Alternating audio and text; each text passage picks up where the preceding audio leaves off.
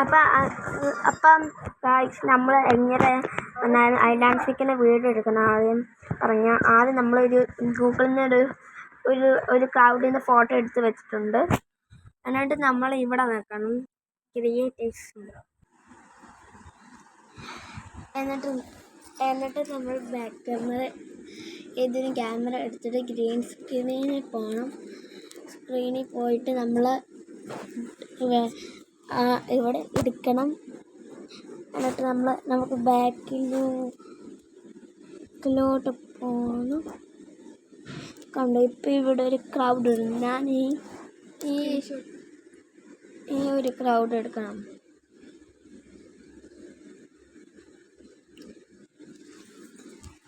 Crowd എടുത്തിട്ട് നമുക്ക് നല്ല ഒരു വെളിച്ചമുള്ള സ്ഥലത്ത് പോകണം. എന്നിട്ട് നമ്മൾ ഇങ്ങനെ ആക്കി ഫോട്ടോ വരുന്നത് അത് നമ്മൾക്ക് ചെറുതാക്കണം.